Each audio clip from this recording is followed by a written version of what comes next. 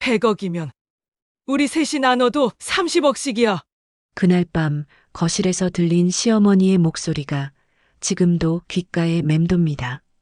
하지만 그 충격적인 순간을 말씀드리기 전에 먼저 제 이야기를 들어주세요. 도대체 어떻게 이런 일이 벌어지게 된 건지 말입니다. 안녕하세요. 저는 김미숙입니다. 올해 62이 되었습니다. 30년 전 22의 나이로 이 집의 며느리가 되었습니다. 명문대를 나와 초등학교 교사로 일하던 저는 남편 박준호를 만나 사랑에 빠졌고 결혼했습니다. 그때만 해도 행복한 가정을 꾸릴 수 있을 거라 믿었습니다. 하지만 결혼 첫날부터 시어머니의 말씀은 단호했습니다. 미수가, 우리 집안은 며느리가 직장 다니는 걸 좋아하지 않아. 집안일에 충실해야지. 저는 교사 일을 정말 사랑했습니다. 아이들을 가르치는 일이 제 꿈이었습니다. 하지만 시어머니의 압박과 남편의 설득에 결국 결혼 1년 만에 퇴직했습니다. 그때 제가 모아둔 교사 월급 2천만 원을 시어머니께서 가져가셨습니다. 이건 우리 집안 경조사비로 쓸 거야. 며느리가 번 돈도 가족 돈이지. 그렇게 저는 전업주부가 되었고 30년을 시댁을 위해 살았습니다. 매일 아침 5시 30분에 일어나 시어머니 진지를 차리고 온 가족 식사를 준비했습니다. 설거지를 하고 청소를 하고 빨래를 하고 시어머니 병원 모시고 다니는 게 제 일과였습니다. 시누이들이 친정에 올 때마다 밥상을 차렸고 그들이 가져온 빨래까지 해드렸습니다. 명절에는 며느리 혼자 부엌을 지켰고 제사에는 밤 12시까지 음식을 준비했습니다. 친정은요? 부산에 계신 부모님을 1년에 한 번 찾아뵙는 것도 시어머니 눈치를 봐야 했습니다. 미수가 친정 가는 건 좋은데 이틀 이상은 안 돼. 시댁이 중요한 거지. 7년 전 친정 어머니께서 돌아가셨을 때였습니다. 장례식장으로 달려갔지만 시어머니의 전화가 왔습니다. 미수가 내일 우리 집안 제사인데 언제 올 거야? 친정일로 시댁일 소홀히 하면 안 되는 거 알지? 저는 어머니 빈소에서 하루밖에 있지 못했습니다. 친정 오빠가 말렸습니다. 미수가 엄마한테 마지막 인사도 제대로 못하고 가는 거야? 하지만 저는 고개만 숙인 채 서울로 올라와야 했습니다. 그날 기차 안에서 흘린 눈물을 지금도 잊을 수가 없습니다. 정말이지 이 집에서 저는 며느리였지 가족은 아니었습니다. 항상 조심스러웠고 항상 눈치를 받고 항상 참았습니다. 그런데 일주일 전이었습니다. 저녁 식사 자리에서 남편이 조심스럽게 말했습니다. 여보, 당신 친정 딱 말이야. 재개발된다는 소식 들었어? 저는 수저를 놓았습니다. 친정 땅이라니요. 어머니께서 돌아가시며 남겨주신 그 땅 말인가요? 무슨 소리예요? 부산 외곽에 있던 그 땅 있잖아. 재개발 확정됐대. 지금 시세로 100억은 된다더라고. 100억? 그 숫자가 귀에 들어오는 순간 온 가족의 시선이 제게 쏠렸습니다. 시어머니의 눈빛이 반짝였습니다.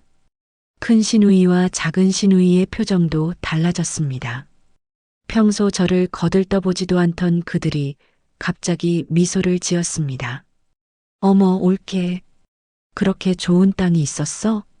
왜 진작 말 안 했어? 큰 시누이가 제 손을 잡았습니다. 30년 만에 처음이었습니다. 언니 대단하세요. 역시 우리 언니예요. 작은 시누이도 칭찬을 아끼지 않았습니다. 저는 어리둥절했습니다. 평소 같으면 며느리 주제에 친정이 뭐가 잘났다고 하던 사람들이 갑자기 이렇게 친절할 수가 있나요? 시어머니께서 자리에서 일어나 제 어깨를 두드렸습니다. 미수가 수고했어. 오늘은 내가 설거지할게. 너는 좀 쉬어. 30년 만에 처음 듣는 말이었습니다. 저는 멍하니 거실로 나왔습니다. 가슴이 두근거렸습니다. 기쁨이었을까요? 아니면 불안이었을까요? 그날 밤 잠이 오지 않았습니다. 방에 누워 천장을 바라보며 생각했습니다. 어머니께서 남겨주신 그 땅, 어머니께서 돌아가시기 전 제 손을 꼭 잡으며 하셨던 말씀이 떠올랐습니다. 미수가, 이 땅 문서는 내가 잘 보관해라. 엄마가 평생 모은 거야. 내가 힘들 때 의지할 수 있게 남겨주는 거야. 저는 벌떡 일어나 옷장 깊숙한 곳에서 낡은 서류 봉투를 꺼냈습니다. 토지 대장 문서, 어머니의 이름이 적혀 있고 7년 전 어머니 돌아가신 후 제 이름으로 상속된 문서였습니다. 문서를 쓰다듬으며 눈물이 났습니다. 어머니, 보고 싶어요. 어머니가 계셨다면 지금 제 마음을 알아주셨을 텐데요. 저는 30년간 시댁을 위해 살았습니다. 제 꿈도, 제 시간도, 제 돈도 모두 이 집에 바쳤습니다. 친정 어머니 마지막 가는 길도 제대로 배웅하지 못했습니다. 그런데 이제 와서 친정 재산이 생겼다고 갑자기 친절해지는 이 상황이 과연 진심일까요? 다음 날부터 시댁 식구들의 태도는 더욱 극진해졌습니다. 큰 시누이가 명품 가방을 선물로 들고 왔습니다. 옳게, 항상 고마워서. 내가 이거 하나 사왔어. 작은 시누이는 비싼 한정식 집에 저를 데려갔습니다. 언니, 평소에 고생 많으시잖아요. 오늘은 제가 대접할게요. 시어머니는 매일 제 방에 들어와 안부를 물었습니다. 미수가, 요즘 어디 불편한 데는 없고 필요한 거 있으면 말해. 심지어 남편도 달라졌습니다. 여보, 오랜만에 우리 둘이 외식할까? 30년 만에 처음 받는 대우였습니다. 하지만 왜일까요? 기쁘기보다는 불안했습니다. 설거지를 하며 창밖을 바라봤습니다. 제 손은 거칠고 주름졌습니다. 30년간 이 집안을 위해 일한 손입니다. 거실에서 시어머니와 시누이들이 웃으며 대화하는 소리가 들렸습니다. 평소 같으면 제 이야기는 절대 하지 않는 사람들이었습니다. 미숙이 정말 효부야. 30년간 우리 집안을 위해 헌신했지. 그러니까요. 우리 올케 정말 대단해. 저는 수세미를 꽉 쥐었습니다. 가슴 한구석이 답답했습니다. 정말 진심일까요? 아니면 그날 밤 저는 다시 토지 문서를 꺼내봤습니다. 어머니께서 남겨주신 마지막 선물. 100억이라는 큰 돈. 하지만 왜일까요? 이 문서를 보고 있으니 불안한 마음이 더 커졌습니다. 마치 큰 폭풍이 다가오기 전에 고요함 같았습니다. 이틀 후 저녁 식사 자리에서였습니다. 시어머니께서 온 가족을 거실로 불렀습니다. 큰 시누이와 작은 시누이도 와 있었습니다. 뭔가 중요한 이야기가 있는 것 같았습니다. 제 심장이 빠르게 뛰었습니다. 시어머니의 눈빛이 제게 향했습니다. 그 눈빛은 따뜻해 보였지만 왠지 모를 차가움이 느껴졌습니다. 미수가, 오늘 가족회의가 있어. 중요한 이야기 좀 하려고. 저는 손을 꽉 쥐었습니다. 불안한 예감이 현실이 되려는 순간이었습니다. 도대체 무슨 이야기를 하려는 걸까요? 그리고 이 가족회의 후 제 삶은 완전히 달라지게 됩니다. 거실에 온 가족이 모였습니다. 시어머니가 소파 한가운데 앉아 계셨고 양옆으로 큰 시누이와 작은 시누이가 자리를 잡았습니다. 남편은 시어머니 옆에 앉았고 저는 그들 맞은편 의자에 앉았습니다. 마치 재판장 같았습니다. 저는 피고인이고 저들은 판사인 것처럼요. 시어머니께서 찻잔을 들어 한 모금 마시고는 천천히 입을 여셨습니다. 미수가, 오늘 우리가 너를 부른 건 중요한 이야기를 하기 위해서야. 네, 어머님. 제 목소리가 떨렸습니다. 가슴이 두근거렸습니다. 내 친정 땅 말이야. 재개발로 100억이 된다는 그 땅. 시어머니의 눈빛이 날카로워졌습니다. 그건 내 어머니가 남긴 거지만 너도 이제 우리 집안 사람이잖아. 30년을 우리 집안의 며느리로 살았으니까 말이야. 무슨 말씀을 하시려는 걸까요? 제 손에 땀이 났습니다. 가족끼리 재산을 나누는 게 맞지 않겠니? 가족끼리 재산을 나눈다고요? 제 귀를 의심했습니다. 친정 어머니께서 남겨주신 땅을 시댁 식구들과 나누라는 말씀이신가요? 큰 시누이가 몸을 앞으로 숙이며 말했습니다. 옳게, 어머니 말씀이 맞아. 우리는 가족이잖아. 옳게 혼자만 100억을 갖는 건 좀 그렇지 않아? 맞아요. 우리 오빠도 30년간 언니 뒷바라지 했는데 언니가 이기적으로 나오시면 안 되죠. 작은 시누이 박미란도 거들었습니다. 저는 입술을 깨물었습니다. 30년간 누가 누구를 뒷바라지 했다고요? 저는 이 집에서 30년간 하루도 쉬지 않고 일했습니다. 시어머니 수발, 집안일, 명절 준비, 제사 음식까지 전부 제가 했습니다. 남편은 그저 회사 다니고 월급 받아온 게 전부였습니다. 큰 시누이는 이혼한 후 친정에 얹혀 살면서 오빠 돈으로 명품백을 사고 작은 시누이는 사업 실패한 후 오빠한테 수천만 원을 빌려갔습니다. 그런데 지금 제가 이기적이라고요? 미수가, 너 무슨 생각해? 시어머니께서 날카롭게 물으셨습니다. 어머님, 그건 친정 어머니께서 저한테 남겨주신 거예요. 제 목소리가 겨우 나왔습니다. 그래, 내 어머니가 내게 남긴 거지. 하지만 너도 이제 우리 집안 며느리잖아. 며느리가 받은 것도 집안 재산이야. 어머님, 하지만은 무슨 하지만이야. 시어머니의 목소리가 커졌습니다. 30년 동안 우리가 너를 먹여 살리고 재워줬어. 옷도 사주고 용돈도 줬지. 그런데 이제 와서 내 것이라고 우기는 거야?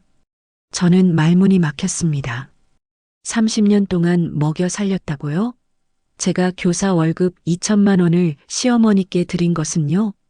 제가 30년간 무보수로 집안일한 것은요?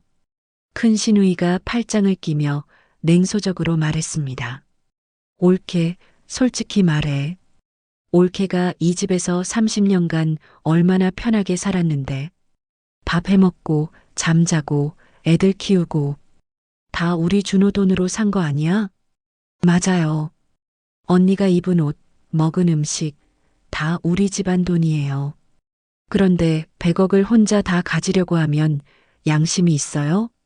작은 시누이도 가세했습니다. 저는 두 손을 꽉 쥐었습니다. 손톱이 손바닥에 파고들었지만 아프지 않았습니다. 그보다 더 큰 아픔이 가슴을 짓누르고 있었으니까요. 저는 남편을 바라봤습니다. 남편은 고개를 숙인 채 아무 말도 하지 않았습니다. 여보, 제가 남편을 불렀습니다. 하지만 남편은 고개를 들지 않았습니다. 준호야. 시어머니께서 아들을 불렀습니다. 네, 어머니. 너도 내 아내한테 잘 설명해. 우리가 무리한 요구를 하는 게 아니잖아. 가족끼리 나누자는 건데. 남편이 드디어 고개를 들었습니다. 하지만 저를 보지 않고 허공을 바라보며 말했습니다. 여보, 어머니 말씀도 일리가 있어. 우리는 가족이니까. 그 순간 제 심장이 얼어붙었습니다. 남편마저도 그들 편이었습니다. 30년을 함께 산 남편이 제 곁에서 저를 지켜줄 거라 믿었던 사람이 지금 어머니 편에 서 있었습니다. 미수가, 우리가 욕심내는 게 아니야. 시어머니께서 차분하게 말씀하셨습니다. 하지만 그 차분함이 더 무서웠습니다. 너한테는 30억만 남기고 우리 준호한테 30억 그리고 영이랑 미란이한테 20억씩 주면 되잖아. 공평하게 나누는 거지. 네, 저한테 30억이요? 그래, 내가 제일 많이 받는 거잖아. 고마워해야지. 큰 시누이가 웃으며 말했습니다.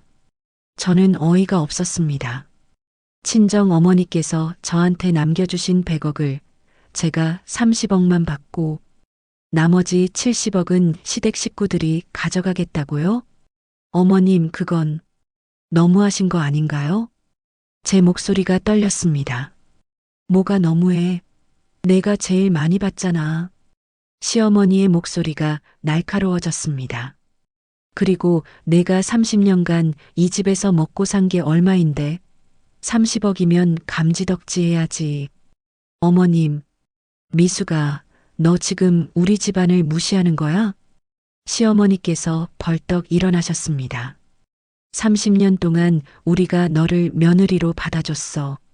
내가 친정에서 가난하게 살 때 우리가 거두어 준 거야. 그런데 이제 와서 배은망덕하게 구는 거야? 배은망덕이라고요? 저는 벌떡 일어났습니다. 어머님, 제가 언제 배은망덕했습니까? 저는 30년간 이 집안을 위해 살았어요.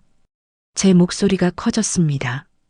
30년 만에 처음으로 시어머니께 크게 말씀드리는 것이었습니다. 매일 새벽 5시 30분에 일어나 어머님 진지 차리고 온 가족 식사 준비하고 청소하고 빨래하고 제사 음식 만들고 제가 언제 편하게 살았어요? 그게 며느리 할 일이지. 당연한 거 아니야? 시어머니께서 소리쳤습니다. 그리고 친정 어머니 돌아가실 때 저는 장례식장에서 하루밖에 못 있었어요. 어머님이 제사 준비하라고 하셔서요. 그래, 시댁 제사가 중요하지. 친정이 뭐가 중요해? 큰 시누이가 비웃듯 말했습니다. 옳게, 솔직히 말해. 옳게는 우리 집안 덕분에 산 거야.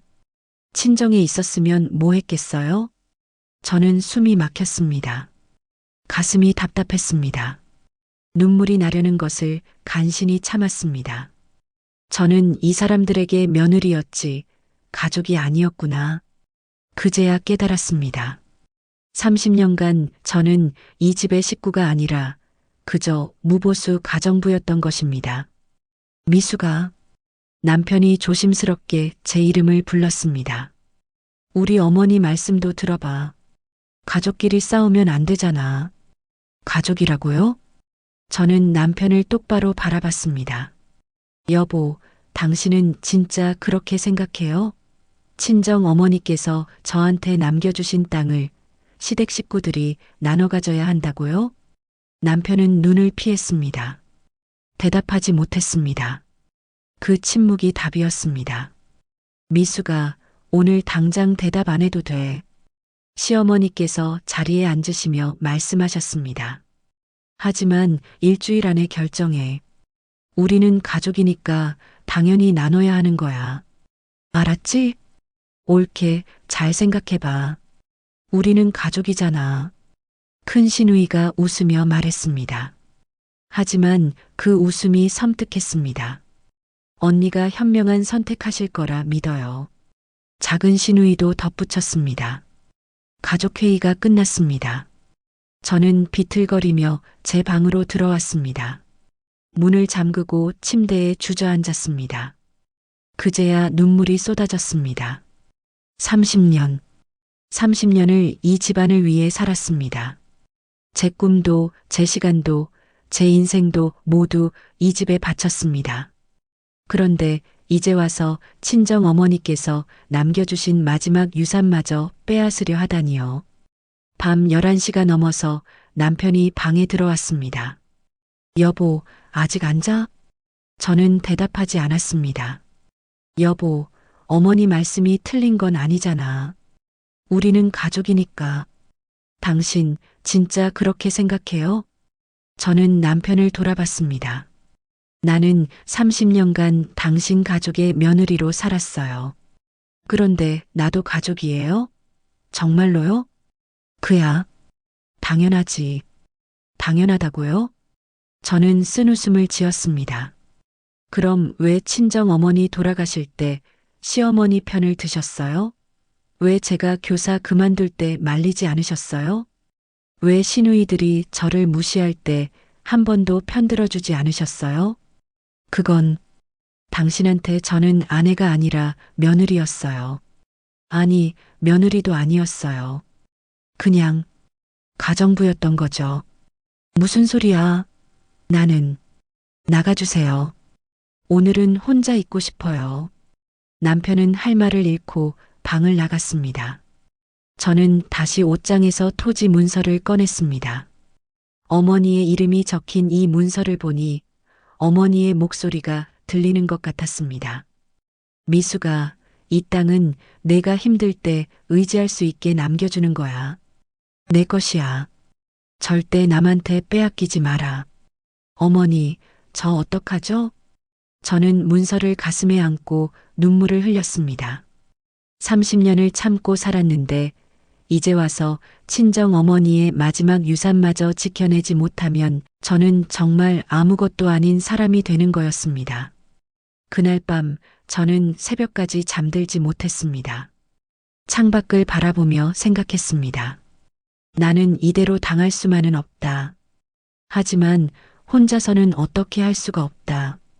도대체 누가 내 편이 되어줄 수 있을까? 가족회의 이후 사흘이 지났습니다. 저는 매일 평소처럼 집안일을 했습니다. 새벽에 일어나 밥을 하고 청소를 하고 빨래를 했습니다. 하지만 마음은 무거웠습니다. 시댁 식구들은 제게 계속 압박을 가했습니다. 미수가 생각 잘하고 있어? 시어머니께서 매일 같은 질문을 하셨습니다. 네, 어머님. 저는 고개만 숙였습니다. 큰 시누이는 매일 집에 들렀습니다. 평소에는 한 달에 한 번도 안 오던 사람이요. 옳게, 우리 가족인데 뭘 그렇게 고민해? 빨리 결정해. 작은 시누이도 전화를 했습니다. 언니, 저희도 급한 일이 있어서요. 빨리 처리했으면 좋겠어요. 남편은요? 저와 눈도 마주치지 않았습니다. 회사에서 늦게 돌아오고 집에 와서도 말이 없었습니다. 딸 지은이가 전화를 했습니다. 엄마, 괜찮으세요? 목소리가 안 좋으신 것 같은데. 괜찮아. 엄마는 괜찮단다. 거짓말이었습니다. 괜찮지 않았습니다. 하지만 딸한테 걱정 끼치고 싶지 않았습니다. 엄마, 무슨 일 있으면 언제든 말씀하세요. 제가 도와드릴게요. 알았어, 지은아. 고마워. 전화를 끊고 나서 눈물이 났습니다. 딸이 도와주고 싶어도 이건 제가 해결해야 하는 문제였습니다. 그날 밤이었습니다. 밤 11시가 넘었습니다. 온 집안이 조용했습니다. 저는 방에 누워 있었지만 잠이 오지 않았습니다. 목이 말랐습니다. 물을 마시러 일어났습니다. 방문을 살짝 열고 복도로 나왔습니다. 부엌으로 가려던 참이었는데 거실에서 작은 불빛이 보였습니다. 누가 아직 안 잤나? 발소리를 죽이고 조심스럽게 다가갔습니다. 거실 쪽에서 목소리가 들렸습니다. 시어머니의 목소리였습니다. 영희야, 미란아, 너희 아직 안 갔구나. 네, 어머니. 미숙이 언니 일 때문에 상의할 게 있어서요. 큰 시누이의 목소리였습니다. 저는 걸음을 멈췄습니다. 심장이 빠르게 뛰기 시작했습니다. 제 이야기를 하고 있나요? 저는 복도 구석에 몸을 숨겼습니다. 어두운 곳이라 그들이 저를 볼 수 없었습니다. 미숙이가 아직도 결정을 안 하네요. 작은 시누이의 목소리가 들렸습니다. 그러게 말이야. 벌써 사흘이나 지났는데. 시어머니께서 혀를 찼습니다. 어머니, 미숙이가 거부하면 어떡해요? 거부할 수 없지. 우리가 방법이 있으니까. 방법이요? 저는 숨을 죽였습니다. 귀를 기울였습니다. 어머니, 무슨 방법이요? 일단 준호한테 압박을 더 넣어야지. 아들이 아내를 설득해야 해. 그런데 오빠가 잘 설득할까요? 오빠가 좀 약한 성격이잖아요. 큰 시누이가 걱정스럽게 말했습니다. 걱정 마. 준호는 어머니 말은 절대 안 거역해. 내가 아들을 어떻게 키웠는데. 시어머니의 목소리에는 자신감이 가득했습니다. 그래도 만약 안 되면요? 그럼 이혼시키면 돼. 이혼이요? 제 심장이 철렁 내려앉았습니다. 이혼이요? 그럼 재산 분할로 절반밖에 못 받잖아요. 작은 시누이가 놀라며 물었습니다. 절반이라도 50억이야. 그것도 충분하지. 시어머니께서 냉정하게 말씀하셨습니다. 그리고 미숙이 명의로 된 땅을 준호 명의로 먼저 바꾸게 하면 돼. 부부 공동 재산이라고 하면서. 어머, 그 방법 좋은데요. 큰 시누이가 손뼉을 쳤습니다. 일단 준호 명의로 바꾸고 나면 나중에 우리가 나눠 가지면 되는 거죠. 그렇지. 영의 뇌가 똑똑해. 저는 벽에 등을 기댔습니다. 다리에 힘이 풀렸습니다. 명의를 바꾸라고요? 그 다음에 이혼을 시키겠다고요? 어머니, 그럼 우리는 얼마씩 받는 거예요? 작은 시누이가 조심스럽게 물었습니다. 100억이면 우리 셋이 나눠도 30억씩이야. 시어머니께서 단호하게 말씀하셨습니다. 100억을 셋이서 30억씩이라고요? 제 몫은요? 저는 어디 갔나요? 어머, 정말요? 저도 30억을 받을 수 있어요? 큰 시누이의 목소리가 들떠 있었습니다. 당연하지. 너희도 내 딸들이잖아. 미숙이보다 너희가 더 중요해. 어머니, 고맙습니다. 저도 30억이면 빚도 다 갚고 새로 시작할 수 있어요. 작은 시누이도 기뻐했습니다. 저는 입을 손으로 막았습니다. 비명이 나올 것 같았습니다. 30년을 함께 산 시어머니께서 저를 완전히 배제하고 시누이들과 재산을 나누겠다고 하시다니요. 그런데 어머니, 미숙이가 알면 어떡해요? 알면 어때? 이미 일은 진행될 거야. 시어머니의 목소리는 차갑고 단호했습니다. 내일 준호한테 말할 거야. 미숙이 설득 안 되면 강제로라도 명예 변경하라고. 강제로요? 그게 가능해요? 준호가 변호사 아니야? 방법이 다 있지. 미숙이 도장 몰래 찍어서라도 하면 돼. 도장을 몰래 찍어서라도 한다고요? 저는 온몸이 떨렸습니다. 어머니, 정말 대단하세요. 이게 다 너희를 위해서야. 며느리보다 내 딸들이 우선이지. 근데 어머니, 미숙이가 나중에 법적으로 문제 제기하면 어떡해요? 큰 시누이가 걱정스럽게 물었습니다. 그럴 리 없어. 미숙이가 뭘 알아? 30년간 집에서 살림만 하던 사람이 무슨 힘이 있겠어. 맞아요. 언니는 친정도 별로고 아는 사람도 없잖아요.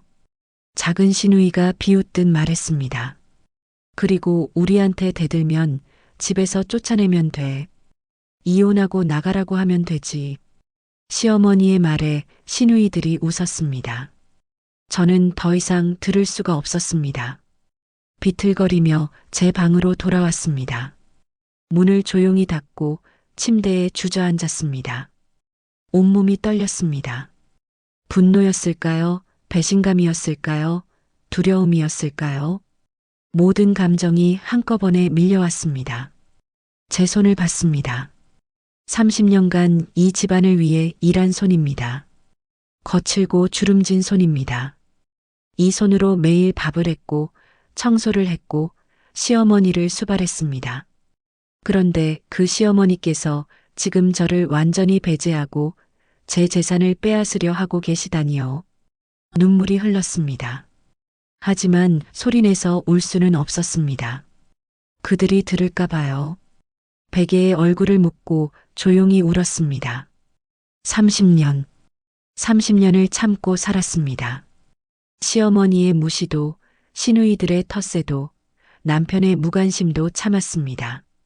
친정 어머니 장례식도 제대로 못 갔지만 참았습니다. 제 꿈도 포기하고, 제 시간도 포기하고, 제 인생도 포기하고 이 집안을 위해 살았습니다.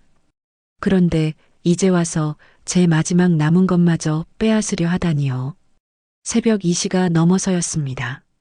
저는 눈물을 닦고 일어났습니다. 옷장에서 토지 문서를 꺼냈습니다. 어머니께서 남겨주신 마지막 선물. 미수가, 이 땅은 내가 힘들 때 의지할 수 있게 남겨주는 거야. 어머니의 목소리가 들리는 것 같았습니다. 어머니, 죄송해요. 저는 문서를 가슴에 안았습니다. 제가 30년간 너무 약했어요. 제가 너무 참기만 했어요. 하지만 이제는 더 이상 참지 않을게요.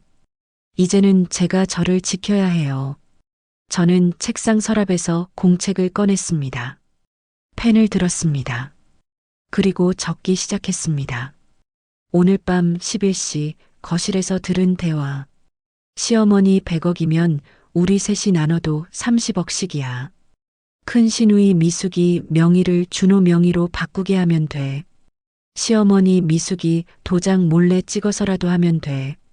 모든 내용을 자세히 적었습니다. 날짜, 시간, 누가 무슨 말을 했는지. 이건 제가 저를 지키기 위한 증거입니다. 저는 공책을 옷장 깊숙한 곳에 숨겼습니다. 토지 문서와 함께요. 창밖을 바라봤습니다. 새벽 하늘이 조금씩 밝아오고 있었습니다. 혼자서는 안 됩니다. 누군가의 도움이 필요합니다. 그때 떠오른 사람이 있었습니다. 친정 오빠. 7년 전 어머니 돌아가셨을 때 제가 하루 만에 서울로 돌아가야 한다고 하자 오빠가 말했습니다. 미수가, 너 정말 괜찮은 거야? 시댁에서 너무 무리하게 하는 거 아니야? 그때 저는 고개를 저었습니다. 오빠 괜찮아. 시댁도 중요하잖아. 하지만 오빠의 눈빛을 잊을 수 없었습니다. 걱정스럽고 안타까운 눈빛이었습니다. 오빠라면 제 편이 되어줄 거예요. 30년 만에 처음으로 친정의 도움을 청해야 할 것 같습니다. 저는 휴대폰을 꺼냈습니다. 오빠의 전화번호를 찾았습니다. 하지만 바로 전화를 걸지는 못했습니다. 30년간 한 번도 친정에 손 벌리지 않고 살았는데 이제 와서 도움을 청한다는 게 부끄러웠습니다. 하지만 이제 선택의 여지가 없었습니다. 내일 아침 오빠에게 전화를 걸어야 합니다. 그리고 모든 것을 말씀드려야 합니다. 시댁에서 제게 한 일들, 그리고 지금 벌어지고 있는 일들을요. 저는 휴대폰을 꼭 쥐었습니다. 창밖의 새벽 하늘이 점점 밝아지고 있었습니다. 새로운 하루가 시작되고 있었습니다. 그리고 저의 새로운 싸움도 시작되려 하고 있었습니다. 이제는 더 이상 당하고만 있지 않겠습니다. 이제는 제가 저를 지킬 겁니다. 다음 날 아침, 저는 평소처럼 5시 30분에 일어났습니다. 하지만 평소와는 달랐습니다. 제 마음속에 결심이 단단히 자리 잡고 있었으니까요. 시어머니 진지를 차리고 온 가족 아침 식사를 준비했습니다. 겉으로는 아무렇지 않은 척했지만 속으로는 어젯밤 들은 대화가 계속 맴돌았습니다. 미수가, 밥이 왜 이렇게 짜? 시어머니께서 인상을 찌푸리며 말씀하셨습니다. 죄송합니다, 어머님. 저는 고개를 숙였습니다. 평소처럼요. 요즘 집중력이 떨어진 것 같은데 무슨 걱정이라도 있어? 시어머니의 날카로운 눈빛이 저를 훑었습니다. 아니에요, 어머님. 제가 좀 더 신경 쓰겠습니다. 그래, 며느리가 정신 바짝 차려야지. 아침 식사가 끝나고 남편은 출근했습니다. 시어머니는 경로당에 가셨고 집에는 저 혼자였습니다. 바로 지금이었습니다.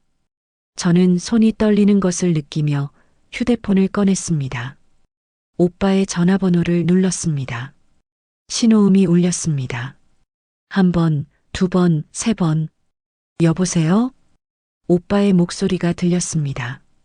30년간 들어온 익숙한 목소리였지만 오늘따라 더 반가웠습니다. 오빠, 제 목소리가 떨렸습니다. 미수가, 너 괜찮아? 목소리가 왜 그래? 오빠는 바로 알아챘습니다. 역시 가족이었습니다. 오빠 나 말이 나오지 않았습니다. 눈물이 먼저 쏟아졌습니다. 미수가 무슨 일이야? 울지 말고 천천히 말해봐. 오빠, 나 도와줘. 제발. 저는 울먹이며 말했습니다. 지금 무슨 일인지 말해봐. 시댁에서 뭐라고 했어? 오빠, 전화로는 만나서 얘기할게. 서울로 올라올 수 있어? 당연하지. 내가 지금 바로 올라갈게. 어디서 만날까? 오빠의 즉각적인 대답에 저는 더 울었습니다. 30년 만에 처음으로 제 편이 되어줄 사람이 생긴 것 같았습니다. 역 앞 카페에서 오후 2시에 만나자. 시어머니가 경로당 가시고 집 비울 때. 알았어. 미수가 조금만 참아. 오빠가 간다. 전화를 끊고 나서 저는 한참을 울었습니다. 하지만 이번에는 절망의 눈물이 아니었습니다. 희망의 눈물이었습니다. 오후 2시 역 앞 카페. 저는 구석자리에 앉아 오빠를 기다렸습니다. 손에는 토지 문서와 제가 밤새 적은 공책이 들려 있었습니다. 카페 문이 열리고 오빠가 들어왔습니다. 65세의 나이에도 여전히 꼿꼿한 자세, 하지만 눈가의 주름은 깊어져 있었습니다. 미수가, 오빠가 저를 보자마자 달려왔습니다. 오빠, 저는 벌떡 일어나 오빠를 껴안고 울었습니다. 30년간 참아왔던 모든 서름이 한꺼번에 쏟아져 나왔습니다. 괜찮아, 괜찮아. 오빠가 왔어. 오빠가 제 등을 토닥이며 말했습니다. 꼭 어렸을 적 아버지가 해주시던 것처럼요. 한참을 울고 나서야 저는 자리에 앉았습니다. 무슨 일인지 천천히 말해봐. 오빠가 따뜻한 눈빛으로 저를 바라봤습니다. 저는 모든 것을 말했습니다. 친정 땅이 재개발로 100억이 된 것, 시댁 식구들이 갑자기 친절해진 것, 가족회의에서 재산을 나누자고 한 것, 그리고 어젯밤 우연히 들은 충격적인 대화까지. 뭐라고? 도장을 몰래 찍어서라도 한다고? 오빠의 얼굴이 굳어졌습니다. 응. 그리고 100억을 시어머니랑 시누이들이 셋이서 나눠 가질 거래. 나는 아예 제외하고. 이건 범죄야, 미수가. 사기이자 횡령이야. 오빠가 주먹을 쥐었습니다. 미수가, 내가 너를 제대로 챙기지 못했다. 미안해. 오빠 잘못 아니야. 내가 너무 참기만 했어. 저는 고개를 숙였습니다. 아니야. 7년 전 어머니 장례식 때부터 이상했어. 너를 하루 만에 서울로 돌려보내는 시댁이 정상이 아니라고 생각했어야 했는데. 오빠의 목소리에는 자책이 묻어났습니다. 미수가, 어머니가 너한테 그 땅을 남긴 이유를 아니? 응? 어머니가 돌아가시기 전에 나한테 말씀하셨어. 성우나 미숙이가 시댁에서 고생이 많은 것 같다. 이 땅은 미숙이가 힘들 때 의지할 수 있게 남겨주는 거야. 내가 꼭 지켜줘라. 제 눈에서 또 눈물이 흘렀습니다. 어머니께서 제 고생을 알고 계셨구나. 오빠가 제대로 못 지켜줬어. 정말 미안해. 오빠의 눈가에도 눈물이 맺혔습니다. 오빠, 이제라도 도와줘. 나 혼자서는 못 이겨. 당연하지. 오빠가 끝까지 도와줄게. 오빠가 제 손을 꼭 잡았습니다. 그 손길이 따뜻했습니다. 일단 변호사를 만나야 해. 내가 아는 변호사가 있어. 가족법 전문이야. 정말? 응. 지금 바로 전화해 볼게. 오빠는 바로 전화를 걸었습니다. 그리고 30분 후 변호사 사무실에서 만나기로 약속을 잡았습니다. 변호사 사무실. 40대 여성 변호사 이지혜 씨가 저희를 맞아주었습니다. 안녕하세요. 김성훈 씨 동생분이시죠? 네, 김미숙입니다. 앉으세요. 어떤 일로 오셨는지 자세히 말씀해 주세요. 저는 다시 한번 모든 것을 설명했습니다. 이번에는 제가 적어온 공책도 보여드렸습니다. 변호사는 공책을 자세히 보더니 고개를 끄덕였습니다. 이건 명백한 재산 침탈 시도예요. 그리고 사기 및 문서 위조 예비 행위로도 볼 수 있어요. 그럼 제가 어떻게 해야 하죠? 일단 토지 문서를 안전한 곳에 보관하세요. 시댁 식구들이 접근할 수 없는 곳에요. 네. 그리고 앞으로 시댁 식구들과의 모든 대화를 녹음하세요. 증거가 필요해요. 녹음이요? 네. 합법적인 증거 확보예요. 특히 재산 관련 이야기가 나오면 반드시 녹음하세요. 변호사가 명함을 건네주었습니다. 제 연락처예요. 무슨 일이 있으면 언제든 연락하세요. 24시간 대기하고 있을게요. 감사합니다. 그리고 미숙 씨. 변호사가 저를 똑바로 바라봤습니다. 30년간 참고 사신 거 정말 대단하세요. 하지만 이제는 참지 마세요. 당신의 권리를 지키세요. 그 말에 저는 고개를 끄덕였습니다. 네, 이제는 참지 않겠습니다. 변호사 사무실을 나온 후 오빠와 저는 근처 공원 벤치에 앉았습니다. 미수가 기억나? 우리 어렸을 때 어머니랑 셋이서 소풍 갔던 거. 오빠가 하늘을 바라보며 말했습니다. 응, 바닷가 갔었지. 그때 어머니가 말씀하셨어. 우리 미숙이는 착하고 똑똑해서 좋은데 시집 가면 행복하게 살 거야. 저는 쓴웃음을 지었습니다. 근데 현실은 달랐네. 미수가 어머니가 살아계셨다면 정말 속상해 하셨을 거야. 나도 알아. 그래서 더 미안해. 어머니 마지막 가는 길도 제대로 배웅 못했잖아. 그건 내 잘못이 아니야. 시댁이 문제였어. 오빠가 제 어깨를 감싸 안았습니다. 미수가 이제부터 오빠가 내 편이야. 절대 혼자 싸우게 두지 않을게.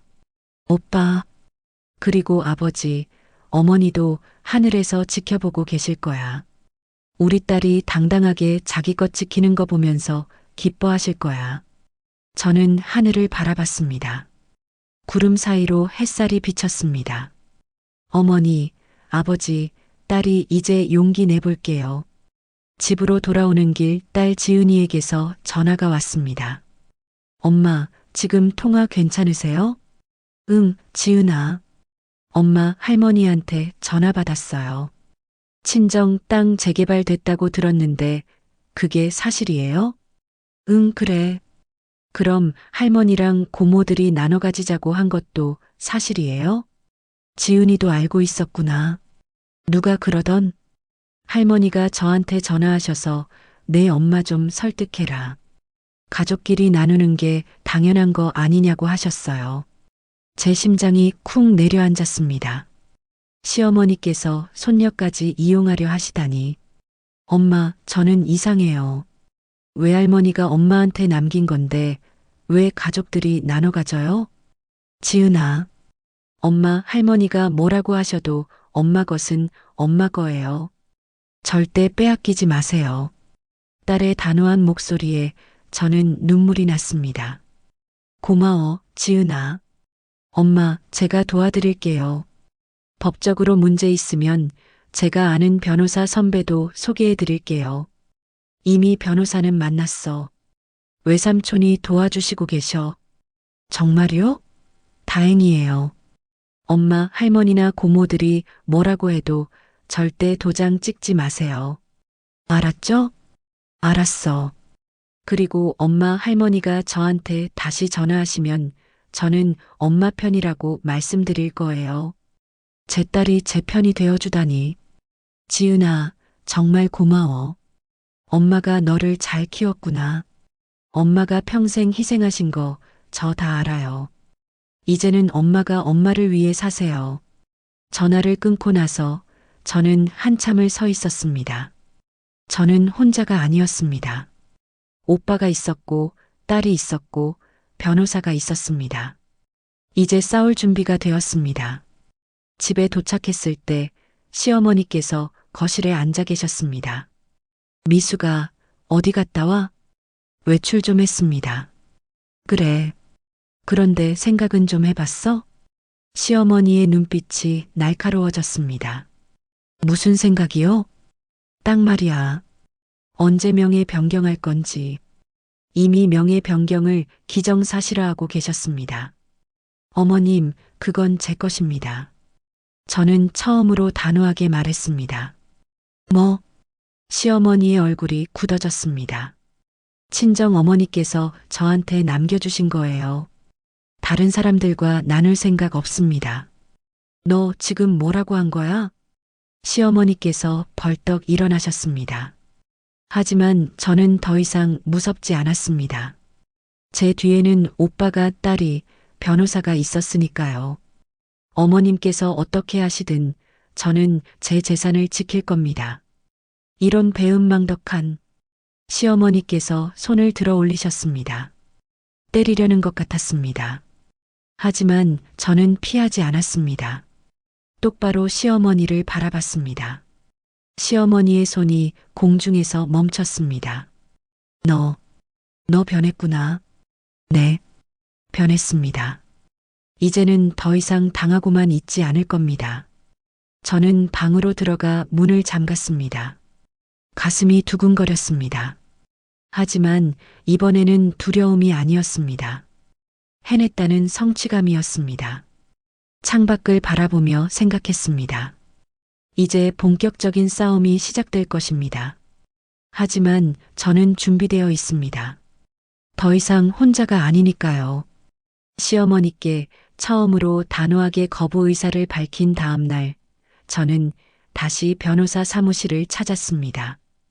이번에는 오빠와 딸 지은이가 함께였습니다.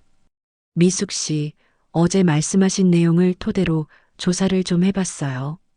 변호사가 서류들을 펼쳐놓았습니다. 일단 시댁 명의의 재산 내역을 확인해 봤는데요. 놀라운 사실들이 있어요. 무슨 사실이요? 저는 긴장하며 물었습니다. 미숙 씨가 결혼 1년 차에 퇴직하면서 받은 퇴직금과 모아둔 돈, 총 2천만 원이 시어머니 명의 계좌로 입금된 기록이 있어요. 하지만 그 돈이 경조사비로 쓰였다는 증거는 없어요. 네. 그럼 그 돈은 어디로 간 거예요? 정황상 시어머니께서 개인적으로 사용하신 것으로 보입니다. 제가 평생 모은 돈이 그냥 사라진 거였습니다. 그리고 더 있어요. 변호사가 다른 서류를 꺼냈습니다. 20년 전 큰 시누이분이 이혼하실 때 위자료 5천만 원이 필요했죠? 그 돈이 어디서 나왔는지 아세요? 설마. 네. 미숙 씨 남편 명의 통장에서 인출됐어요. 당시 미숙 씨는 알고 계셨나요? 아니요. 전혀 몰랐어요. 저는 손이 떨렸습니다. 그리고 15년 전 작은 시누이분의 사업 자금 3천만 원도 같은 통장에서 나갔어요. 그것도 몰랐어요. 남편이 한 번도 말 안 했어요.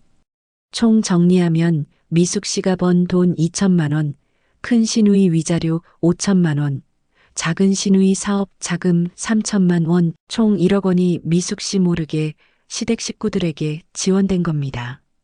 1억 원. 제 귀를 의심했습니다.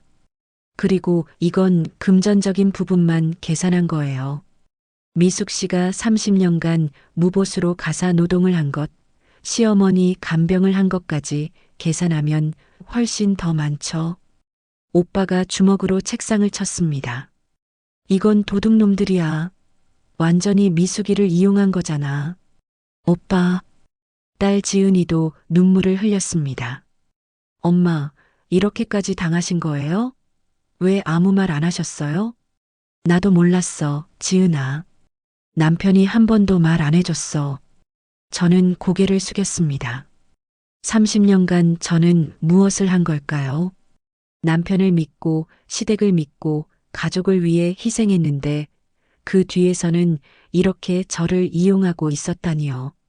미숙 씨, 이건 법적으로 문제가 될 수 있어요. 배우자의 동의 없이 거액을 인출한 것은 재산권 침해예요. 그럼 제가 돌려받을 수 있나요? 어려울 수 있어요. 시효도 있고 증거도 부족하고요. 하지만 이혼 소송이 진행되면 재산 분할 시 유리한 증거로 사용할 수 있어요. 이혼. 그 단어가 현실로 다가왔습니다. 변호사님, 제가 이혼을 해야 하나요? 그건 미숙 씨가 결정할 문제예요. 하지만 제가 보기엔 이 결혼 생활은 미숙 씨에게 너무 불공정해 보여요. 딸 지은이가 제 손을 잡았습니다. 엄마가 결정하세요. 제가 무조건 엄마 편이에요. 저는 눈물을 닦았습니다. 30년의 결혼 생활이 이렇게 끝나는 건가요? 집으로 돌아오는 길, 저는 남편에게 전화를 걸었습니다. 여보, 나 지금 집에 들어갈 건데 당신도 빨리 와줄 수 있어? 무슨 일이야? 이야기할 게 있어. 중요한 거야. 남편은 평소보다 일찍 퇴근했습니다. 저는 거실에서 남편을 기다렸습니다. 시어머니는 경로당에 가셨고 집에는 저와 남편 둘뿐이었습니다. 무슨 일로 급하게 부른 거야? 남편이 넥타이를 풀며 물었습니다. 당신, 나한테 숨긴 거 없어? 뭘? 20년 전 큰아가씨 이혼 위자료 5천만 원, 15년 전 작은아가씨 사업 자금 3천만 원, 당신 통장에서 나간 거 맞지? 남편의 얼굴이 굳어졌습니다. 그걸 어떻게 해? 인정하는 거네. 왜 나한테 말 안 했어? 그건 어머니가 말하지 말라고 하셔서. 역시 시어머니였습니다. 30년 동안 당신은 어머니 말만 들었어. 나 당신 아내의 말은 한 번도 안 들었지. 미수가 오해야. 나는 오해가 아니야. 저는 처음으로 남편에게 소리쳤습니다. 결혼 1년 차에 내가 번 돈 2천만 원도 어머니가 가져가셨잖아. 그때도 당신은 가만히 있었어. 그건 가족을 위해서. 가족이라고? 나도 가족이야. 그런데 왜 나만 모르게 돈이 나갔어? 남편은 대답하지 못했습니다. 당신 솔직히 말해봐. 어머니가 내 친정 땅 명의를 당신 이름으로 바꾸라고 했지? 남편이 눈을 피했습니다. 그것만으로도 답이었습니다. 언제부터였어? 언제부터 나한테 등 돌린 거야? 나는 등 돌린 적 없어. 그럼 왜 어머니 편만 들어? 왜 누나들 편만 들어? 그 사람들은 내 가족이야. 나도 당신 가족이야. 저는 목이 메었습니다. 30년 동안 나는 당신의 아내였어. 지은이와 민준이 엄마였어. 그런데 당신한테 나는 뭐야? 그냥 며느리였던 거야? 남편은 아무 말도 하지 못했습니다. 그 침묵이 모든 것을 말해주었습니다. 준호 씨, 저는 남편을 이름으로 불렀습니다. 결혼 후 처음이었습니다. 나 이혼 생각하고 있어. 뭐? 남편의 얼굴이 하얗게 변했습니다. 이혼이라니 갑자기 무슨 소리야? 갑자기가 아니야. 30년간 쌓여온 거야. 저는 차분하게 말했습니다. 나는 당신을 사랑해서 결혼했어. 그런데 당신은 며느리가 필요해서 나랑 결혼한 것 같아. 미수가 나도 너를 사랑해. 사랑한다면서 왜 어머니 장례식에 하루밖에 못 가게 했어? 사랑한다면서 왜 내가 번 돈을 몰래 누나들한테 줬어? 남편은 할 말을 잃었습니다. 준호 씨, 나한테 솔직하게 말해줘. 당신 지금도 어머니 말씀대로 내 땅 명의를 당신 이름으로 바꿀 생각이지? 그건 솔직하게 말해. 어머니가 그러시면 나는 어쩔 수 없어. 결국 인정했습니다. 저는 웃음이 나왔습니다. 허탈한 웃음이었습니다. 알았어. 당신의 선택을 존중해. 어머니를 선택한 거지. 미수가, 나도 내 선택을 할게. 나를 선택할 거야. 저는 방으로 들어가 문을 잠갔습니다. 남편이 문을 두드렸습니다. 미수가 문 열어. 우리 이야기 좀 더 해.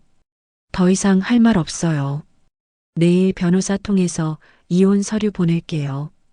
미수가 저는 대답하지 않았습니다. 침대에 앉아 창밖을 바라봤습니다. 30년의 결혼 생활. 사랑으로 시작했지만 배신으로 끝나는 결혼이었습니다. 하지만 후회는 없었습니다. 제가 최선을 다했으니까요. 이제는 저를 위해 살 차례였습니다. 다음 날 아침 시어머니께서 저를 부르셨습니다. 미수가 준우한테 들었어. 이혼한다고? 네. 그럼 땅은 어떻게 할 거야? 역시나 관심사는 땅뿐이었습니다. 제 것입니다. 이혼해도 제 재산이에요. 이런 이기적인 시어머니께서 소리쳤습니다. 30년간 우리 집에서 먹고 살았으면서 어머님, 저는 시어머니를 똑바로 바라봤습니다. 30년간 제가 이 집에서 한 일 다 기억하세요? 매일 새벽 5시 30분에 일어나 밥하고 청소하고 빨래하고 어머님 수발 들고 그게 다 공짜였어요? 그게 며느리 할 일이지. 며느리도 사람이에요. 기계가 아니에요. 저는 더 이상 참지 않았습니다. 그리고 제가 번 돈 2천만 원, 큰아가씨 위자료 5천만 원, 작은아가씨 사업 자금 3천만 원 다 알고 있어요. 총 1억 원이 제 모르게 나갔죠. 시어머니의 얼굴이 하얗게 변했습니다. 그걸 어떻게 해? 변호사한테 다 확인했어요. 이혼 소송 들어가면 다 밝혀질 거예요. 너 감히. 이제 더 이상 당하고 살지 않을 거예요. 어머님, 저는 가방을 들었습니다. 당분간 딸 집에서 지낼게요. 이혼 서류는 변호사 통해서 받으실 거예요. 너 나가면 끝이야. 다시는 이 집에 발도 들여놓지 마. 네. 그럴 생각 없어요. 저는 집을 나섰습니다. 30년 만에 처음으로 제 발로 그 집을 나왔습니다. 뒤돌아보지 않았습니다. 이제 제 인생을 살 거니까요. 딸 지은이의 집으로 짐을 옮긴 날, 저는 작은 방에 앉아 제 인생을 돌아봤습니다. 62년 인생 중 30년을 시댁에서 보냈습니다. 이제 그곳을 떠나 딸의 집 작은 방에서 새로운 시작을 하려 하고 있었습니다. 엄마, 불편하지 않으세요? 방이 좀 작아서. 지은이가 걱정스럽게 물었습니다. 아니야. 충분해. 고마워, 지은아. 엄마, 우리 집이 엄마 집이에요. 편하게 계세요. 딸의 따뜻한 말에 눈물이 났습니다. 30년을 살던 집에서는 한 번도 편하지 않았는데 딸의 작은 집에서 처음으로 편안함을 느꼈습니다. 하지만 평화는 오래가지 않았습니다. 집을 나온 지 사흘째 되던 날 남편에게서 전화가 왔습니다. 미수가, 우리 만나서 이야기 좀 하자. 할 말 없어요. 변호사 통해서 하세요. 제발 한 번만. 마지막으로. 남편의 목소리가 간절했습니다. 저는 한숨을 쉬고 커피숍에서 만나기로 했습니다. 남편은 많이 초췌해 보였습니다. 수염도 안 깎았고 눈가에 다크서클이 짙었습니다. 미수가, 다시 생각해봐. 우리 30년을 같이 살았잖아. 그 30년이 문제예요. 30년 동안 당신은 한 번도 내 편이 아니었어요. 나도 힘들었어. 어머니와 너 사이에서. 남편이 고개를 숙였습니다. 그래서 어머니를 선택한 거죠. 매번. 미안해. 정말 미안해. 미안하다는 말로 30년이 돌아오나요? 저는 차갑게 말했습니다. 그럼 땅이라도 절반만. 이혼하면 재산 분할로 당연한 거잖아. 역시나 땅 이야기였습니다. 절반이요? 저는 허탈하게 웃었습니다. 친정 어머니가 저한테 남겨주신 걸 왜 당신이 가져가요? 그래도 나도 30년간 벌어서 너를 먹여 살렸잖아. 남편의 목소리가 커졌습니다. 먹여 살렸다고요? 저도 목소리를 높였습니다. 제가 30년간 무보수로 가사노동한 거, 시어머니 간병한 거, 그건 공짜예요? 그거 돈으로 환산하면 얼마인지 아세요? 그건 아내 역할이잖아. 남편 역할은요? 당신은 남편 역할 제대로 했어요? 남편은 대답하지 못했습니다. 이혼 서류에 사인하세요. 재산 분할은 법원에서 정하겠죠. 저는 자리에서 일어났습니다. 미수가 남편이 제 손을 잡았습니다. 당신이 이러면 어머니가 가만 안 계실 거야. 큰 누나랑 작은 누나도 가만 안 있을 거야. 위협이었습니다. 그래요. 그럼 그렇게 되는 거죠. 저는 손을 뿌리치고 카페를 나왔습니다. 남편의 경고는 현실이 되었습니다. 그날 저녁 큰 시누이에게서 전화가 왔습니다. 올케, 지금 뭐 하는 거야? 목소리가 날카로웠습니다. 무슨 일이세요? 올케가 집 나간 거 알아. 그런데 땅은 어떻게 할 거야? 제 것입니다. 올케, 우리 준호가 30년간 올케한테 얼마나 잘해줬는데. 잘해줬다고요? 저는 비웃었습니다. 30년간 시댁 눈치 보며 산 게 잘해준 거예요? 올케 정말 이기적이네. 우리 가족 생각은 안 해? 당신들이 저를 가족으로 생각한 적이나 있었나요? 뭐라고? 100억을 시어머니랑 시누이들이 셋이서 나눠 갖겠다고 한 거 다 알아요. 저는 아예 제외하고 전화 너머가 조용해졌습니다. 그걸 어떻게 알았어? 그날 밤 거실에서 한 대화 다 들었어요. 올케 설마 엿들었어? 우연히 들었어요. 그런데 그게 중요해요?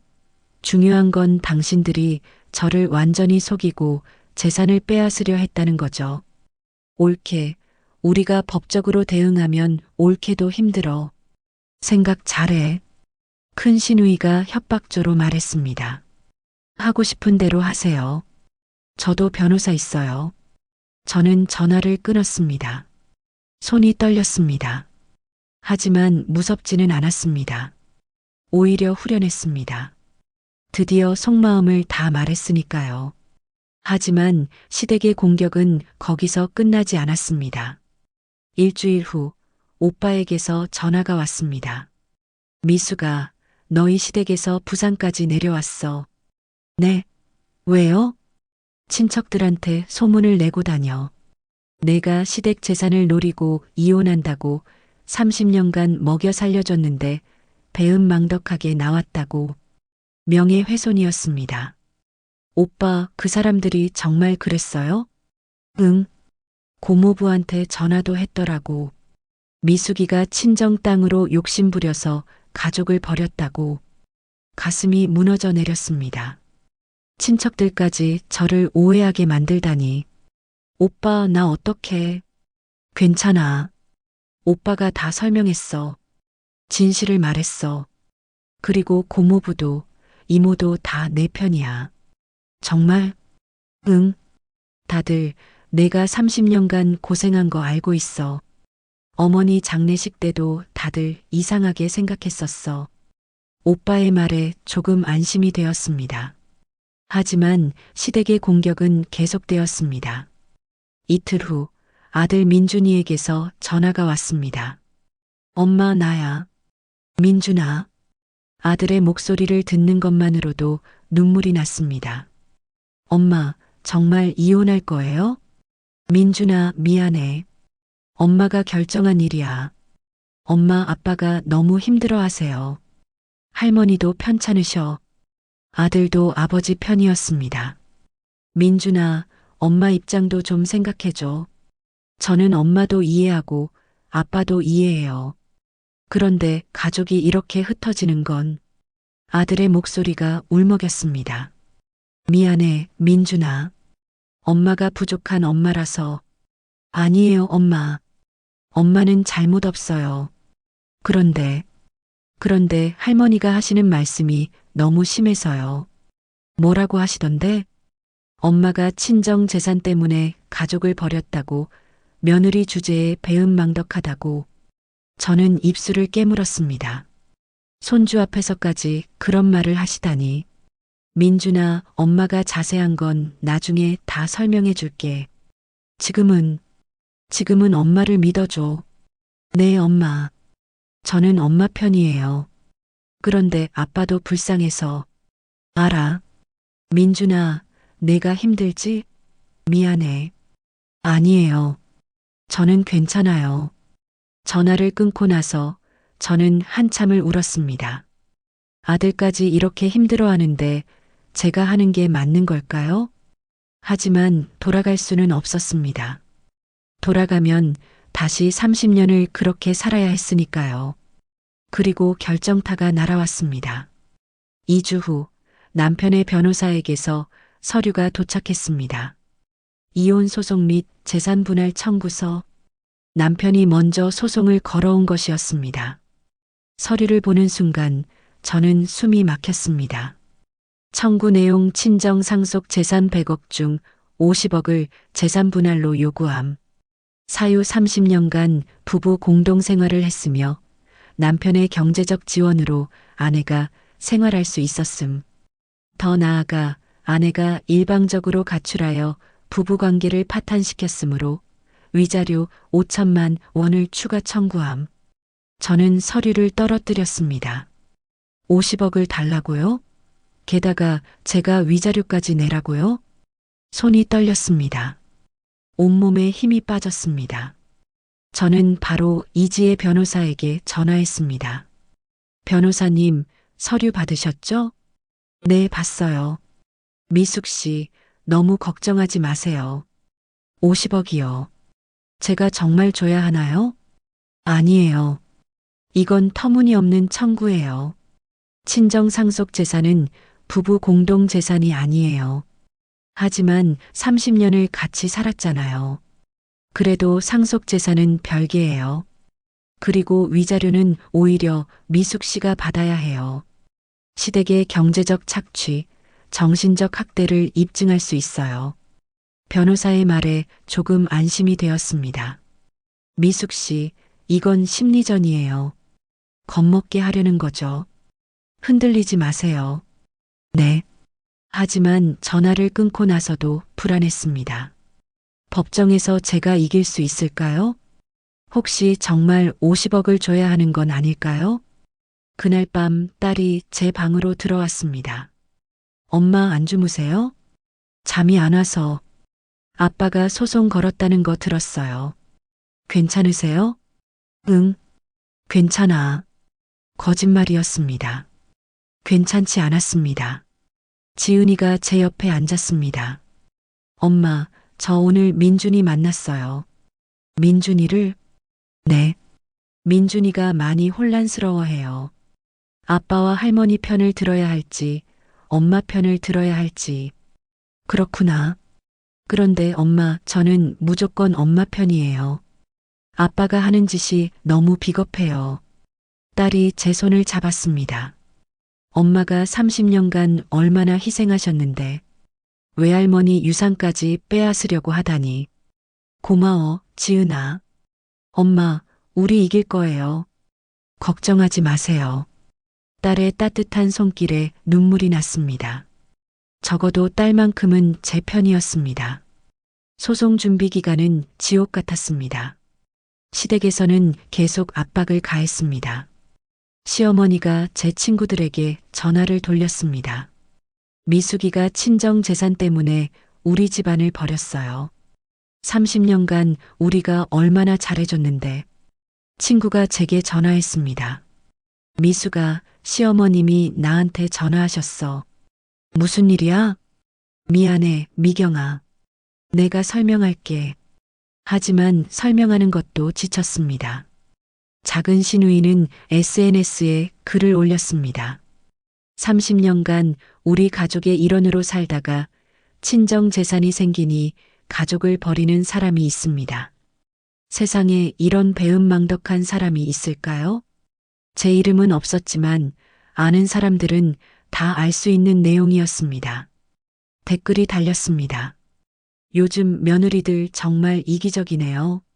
시댁에서 얼마나 잘해줬으면. 친정 재산은 며느리 혼자 것이 아니죠. 저는 SNS를 끄고 핸드폰을 던져버리고 싶었습니다. 세상이 모두 제적 같았습니다. 그리고 어느 날 밤 저는 더 이상 참을 수 없어서 오빠에게 전화했습니다. 오빠, 나 정말 힘들어. 미수가 무슨 일이야? 모두가 나를 나쁜 사람으로 만들어. 나는 그냥 내 것을 지키려는 건데 내가 이기적인 사람이 된 것 같아. 미수가, 오빠, 내가 잘못한 거 맞아? 그냥 50억 주고 조용히 사는 게 맞는 거 아닐까? 미수가, 정신 차려. 오빠가 소리쳤습니다. 너는 잘못한 게 없어. 절대로. 어머니가 너한테 남긴 거야. 내가 지켜야 해. 하지만 너무 힘들어. 알아. 힘든 거 알아. 그런데 여기서 포기하면 30년간 참은 게 다 헛수고야. 오빠, 미수가 조금만 더 버텨. 법정에서 진실이 밝혀질 거야. 오빠가 끝까지 함께 할게. 오빠의 말에 힘을 얻었습니다. 그래, 조금만 더 버티자. 어머니를 위해서라도. 창밖을 바라봤습니다. 밤하늘에 별이 반짝이고 있었습니다. 어머니, 제가 잘하고 있는 거 맞죠? 조금만 더 힘을 주세요. 제가 끝까지 싸워서 어머니가 남겨주신 것을 지킬게요. 드디어 재판 날이 왔습니다. 법원 앞에 섰을 때 다리가 후들거렸습니다. 오빠가 제 팔을 잡아주었습니다. 미수가 괜찮아. 진실은 이긴다. 네, 오빠. 딸 지은이도 함께였습니다. 엄마, 저도 증인으로 들어갈 거예요. 걱정 마세요. 법정에 들어가자 남편이 시어머니, 큰 시누이, 작은 시누이와 함께 앉아 있었습니다. 시어머니의 날카로운 눈빛이 저를 찔렀습니다. 하지만 저는 피하지 않았습니다. 이제는 더 이상 무섭지 않았으니까요. 재판장이 입장하셨고 재판이 시작되었습니다. 원고 측 변호사, 주장하실 내용 있으십니까? 남편 측 변호사가 일어났습니다. 50대 남성으로 카리스마가 넘쳤습니다. 존경하는 재판장님, 원고 박준호는 피고 김미숙과 30년간 부부로 살았습니다. 그동안 원고는 성실히 생계를 책임졌고 피고는 가정주부로서 생활했습니다. 변호사의 말이 이어졌습니다. 그런데 피고의 친정에서 상속 재산 100억이 발생하자 피고는 갑자기 이혼을 요구하며 일방적으로 가출했습니다. 이는 명백히 재산을 독식하려는 의도로 보입니다. 거짓말이었습니다. 제가 먼저 가출한 게 아니라 시댁의 압박 때문이었는데, 따라서 원고는 30년간의 부부 공동생활을 근거로 재산 분할 50억을 청구하며 피고의 일방적 가출로 인한 정신적 피해에 대해 위자료 5천만 원을 청구합니다. 저는 주먹을 꽉 쥐었습니다. 이제 우리 차례였습니다. 이지혜 변호사가 일어났습니다. 재판장님, 피고 김미숙은 30년간 원고의 가족, 특히 시어머니와 시누이들의 경제적 착취와 정신적 학대를 받아왔습니다. 변호사가 서류 뭉치를 제출했습니다. 첫째, 피고가 결혼 1년 차에 교사 퇴직 후 모은 2천만 원을 시어머니가 가져갔으나 경조사비로 사용했다는 증거가 전혀 없습니다. 둘째, 20년 전 큰 시누이의 이혼 위자료 5천만 원이 원고 명의 계좌에서 인출되었으나 피고는 이 사실을 전혀 몰랐습니다. 셋째, 15년 전 작은 시누이의 사업 자금 3천만 원 역시 같은 방식으로 지급되었습니다. 재판장이 서류를 검토했습니다. 총 1억 원이 피고 동의 없이 시댁 식구들에게 지급된 것으로 확인됩니다. 변호사가 계속했습니다. 또한 피고는 30년간 무보수로 가사노동, 시어머니 간병, 명절 제사 준비 등을 전담했습니다. 이를 금전으로 환산하면 최소 2억 원 이상입니다. 그리고 가장 중요한 증거가 있습니다. 변호사가 녹취록을 제출했습니다. 이것은 피고가 우연히 듣게 된 시어머니와 시누이들의 대화 녹취록입니다.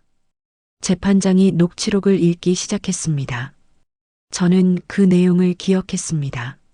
100억이면 우리 셋이 나눠도 30억씩이야. 미숙이 도장 몰래 찍어서라도 하면 돼.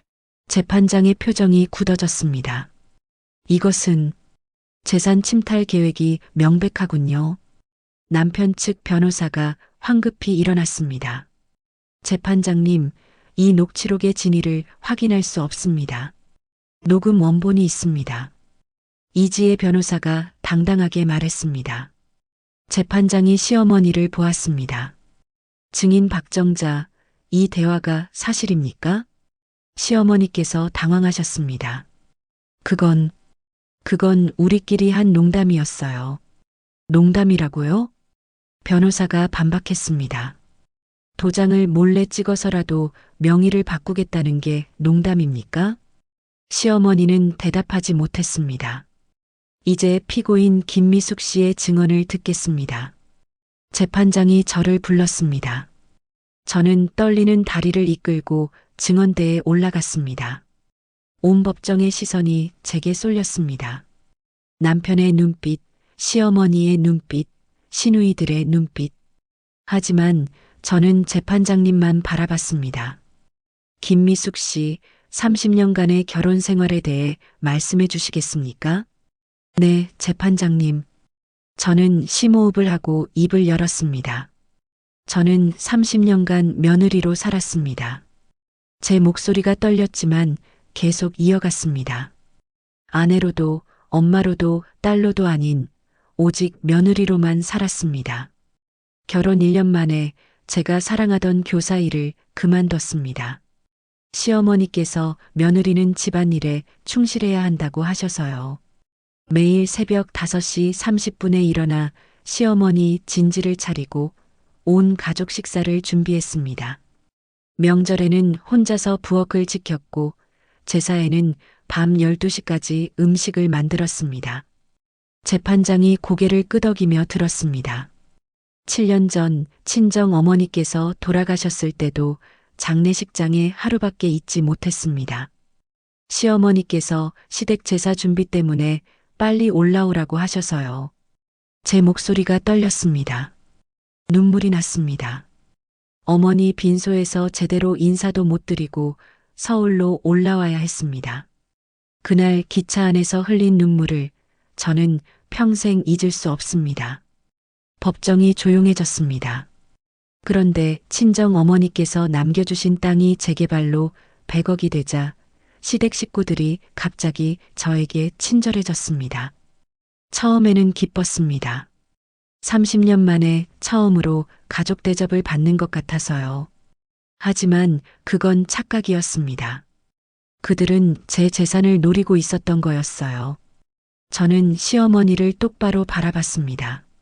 시어머니와 시누이들은 저를 완전히 배제하고 셋이서 100억을 나눠 가질 계획을 세웠습니다. 심지어 제 도장을 몰래 찍어서라도 명의를 바꾸겠다고 했습니다. 저는 30년간 이 가족을 위해 모든 것을 바쳤습니다. 제 꿈도, 제 시간도, 제 인생도요. 눈물이 멈추지 않았습니다. 하지만 그들에게 저는 가족이 아니었습니다. 그냥 이용할 수 있는 며느리였을 뿐입니다. 이제 저는 더 이상 참지 않겠습니다. 친정 어머니께서 남겨주신 마지막 유산만큼은 제가 지키겠습니다. 저도 사람입니다.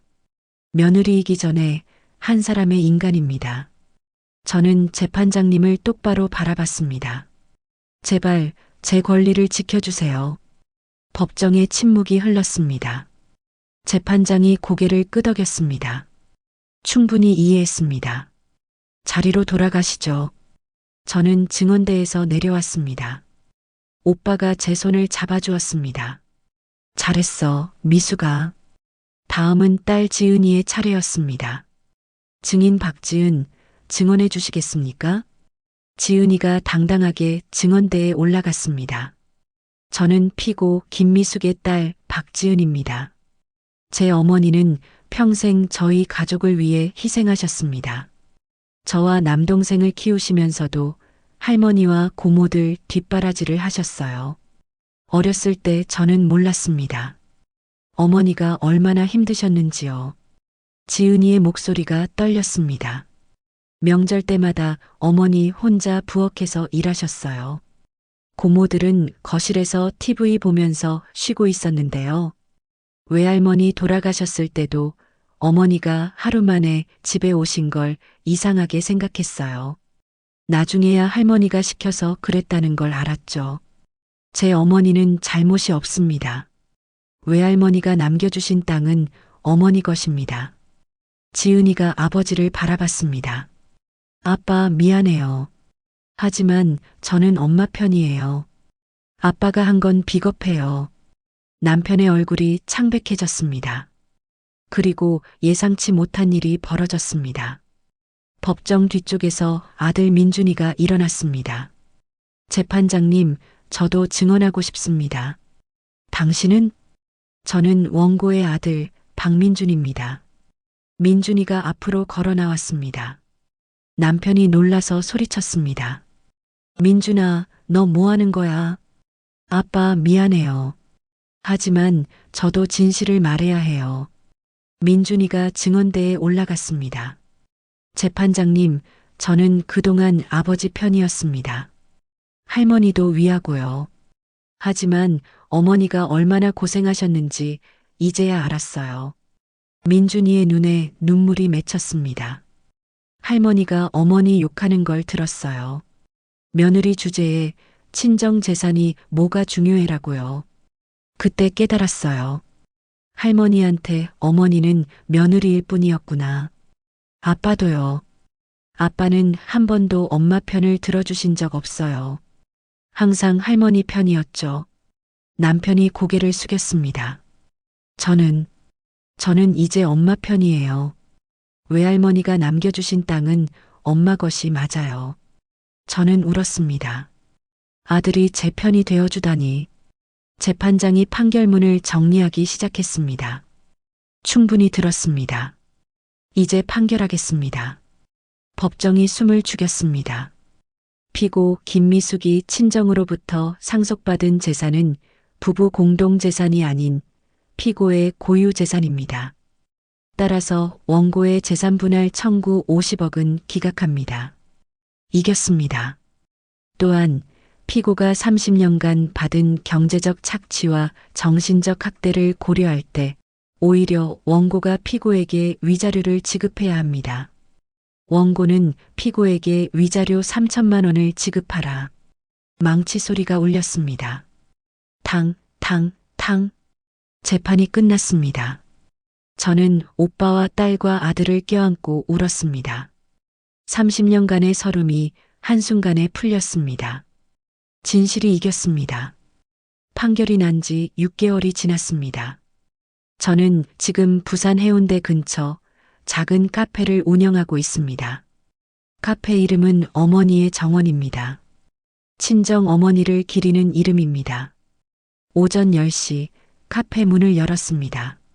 창밖으로 바다가 보였습니다. 파란 하늘과 푸른 바다, 그리고 따뜻한 햇살. 30년 만에 처음으로 제가 원하는 일을 하고 있었습니다. 어서 오세요. 손님을 맞이하며 미소 지었습니다. 이 미소는 진심이었습니다.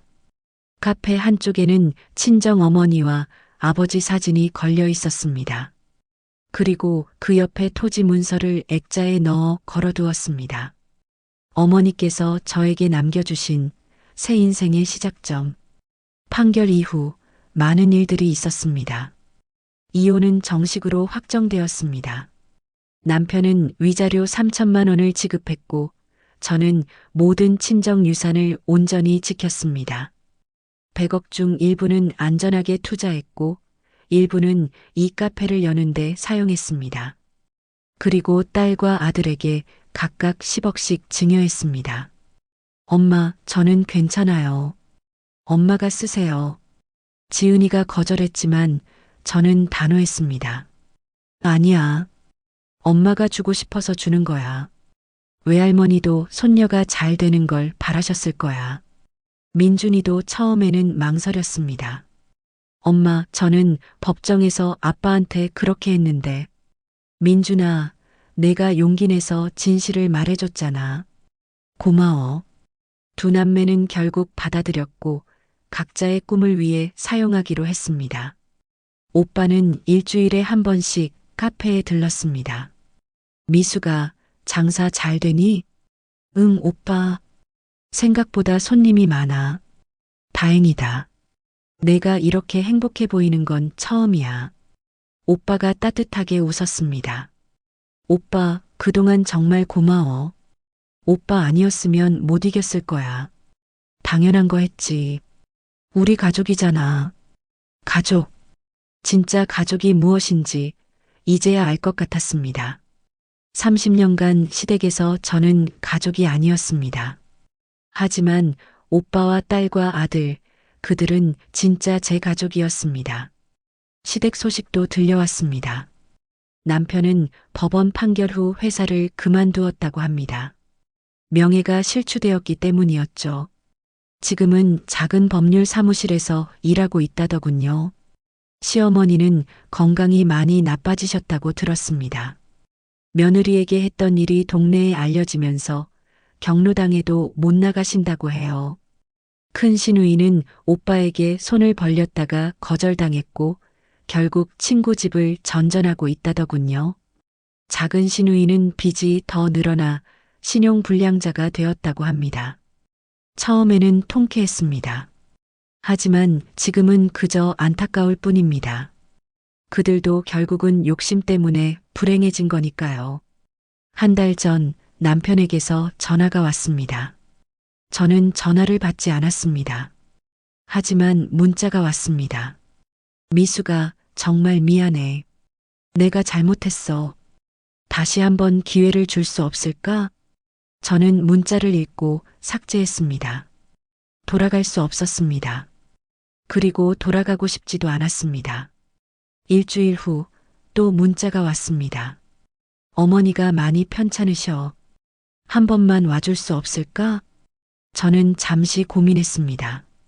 하지만 역시 답장하지 않았습니다. 30년간 저를 며느리로만 대했던 시어머니. 이제 와서 찾는다고 제가 갈 이유는 없었습니다. 저는 더 이상 그 집의 며느리가 아니니까요. 어느 일요일 아침 저는 친정 어머니 산소를 찾았습니다. 오빠와 함께였습니다. 산소 앞에 무릎을 꿇고 꽃을 놓았습니다. 어머니, 딸이 왔어요. 눈물이 흘렀습니다. 어머니께서 남겨주신 땅, 제가 잘 지켰어요. 시댁 식구들이 빼앗으려 했지만 제가 끝까지 싸워서 지켰어요. 토지 문서 사본을 꺼내 어머니 산소 앞에 펼쳐 보였습니다. 이 땅으로 저는 새로운 인생을 시작했어요. 부산에 작은 카페를 차렸어요. 이름은 어머니의 정원이에요. 어머니, 제가 30년간 며느리로만 살았어요. 정말 힘들었어요. 목이 메었습니다. 하지만 이제는 달라요. 이제는 제가 저를 위해 살아요. 며느리가 아니라 김미숙으로요. 오빠가 제 어깨를 감싸 안았습니다. 어머니, 이제 딸은 행복해요. 늦었지만 제 인생을 찾았어요. 바람이 불었습니다. 마치 어머니께서 대답하시는 것 같았습니다. 잘했다, 미수가. 엄마가 자랑스럽다. 저는 한참을 그 자리에 앉아 있었습니다. 어머니와 함께 있는 것 같아서 일어나고 싶지 않았습니다. 카페로 돌아와 창밖을 바라봤습니다. 해질녘이었습니다. 노을이 바다를 붉게 물들이고 있었습니다. 딸 지은이가 카페에 들어왔습니다. 엄마, 오늘 장사 어땠어요? 좋았어. 단골 손님들이 많이 오셨어. 엄마, 정말 행복해 보여요. 지은이가 환하게 웃었습니다. 그래, 엄마는 지금 행복해. 정말이었습니다. 저는 지금 행복했습니다. 아들 민준이도 가끔 부산에 내려와 카페를 도왔습니다. 그리고 이제는 자연스럽게 엄마 편이라고 말했습니다. 제게는 진짜 가족이 있었습니다. 어느 날 저녁 카페 문을 닫고 혼자 앉아 생각했습니다. 62년의 인생, 그중 30년을 시댁에서 며느리로 살았습니다. 후회되나요? 아니요. 그 시간이 있었기에 지금의 제가 있으니까요. 그 30년이 저를 강하게 만들었고 진짜 가족의 소중함을 깨닫게 했습니다. 이제 저는 더 이상 누구의 며느리도 누구의 그림자도 아닙니다. 저는 김미숙입니다. 62세의 김미숙. 부산에서 작은 카페를 운영하는 두 자녀의 엄마, 오빠의 동생, 그리고 무엇보다도 저 자신입니다. 창밖으로 별이 반짝이기 시작했습니다. 휴대폰을 보니 남편에게서 또 문자가 와 있었습니다. 미숙아, 나 정말 후회하고 있어. 다시 돌아와줘. 저는 잠시 문자를 바라보다가 조용히 삭제했습니다. 그리고 창밖을 바라보며 혼잣말을 했습니다. 이제는 나를 위해 살아도 되는 거겠지? 바람이 창문을 살짝 두드렸습니다. 마치 어머니께서 답하시는 것 같았습니다. 그래, 미숙아. 이제는 내 인생을 살아라. 저는 미소 지었습니다. 30년의 서름, 30년의 참음, 30년의 희생. 하지만 이제 저에게 남은 건 30년이 아닙니다. 자유롭게 살 수 있는 새로운 시간들입니다. 노을이 완전히 지고 밤이 찾아왔습니다. 하지만 제 마음은 밝았습니다. 새로운 날이 올 것을 알고 있었으니까요. 그리고 그 새로운 날에 저는 김미숙으로서 당당하게 살아갈 것입니다. 카페 불을 끄고 집으로 향했습니다. 바다에서 불어오는 바람이 제 얼굴을 스쳤습니다. 자유의 바람이었습니다. 1년 후 어머니의 정원 카페는 부산에서 유명한 카페가 되었습니다. 많은 사람들이 이곳에서 커피를 마시며 주인 김미숙의 이야기를 들었습니다. 30년간 며느리로 살다가 친정 어머니의 유산으로 새 인생을 시작한 여성의 이야기. 그 이야기는 많은 여성들에게 용기를 주었습니다. 나도 나를 위해 살아도 되는구나. 며느리이기 전에 나도 사람이구나. 딸 지은이는 변호사가 되어 가정폭력과 경제적 착취 피해자들을 돕고 있습니다. 아들 민준이는 사회복지사가 되어 노인 인권을 위해 일하고 있습니다. 어머니의 용기가 자녀들에게도 영향을 미친 것입니다. 그리고 김미숙, 63세. 오늘도 카페에서 손님을 맞이하며 환하게 웃습니다. 창밖으로 보이는 바다처럼 그녀의 인생도 이제 넓고 자유롭습니다. 이제는 김미숙으로서 당당하게 살아갑니다. 여러분도 용기를 내세요. 며느리이기 전에, 아내이기 전에, 엄마이기 전에 당신은 당신 자신입니다. 당신의 인생은 당신의 것입니다. 끝까지 시청해 주셔서 감사합니다. 구독과 좋아요, 알림 설정 부탁드립니다. 여러분 모두 행복하시길 바랍니다.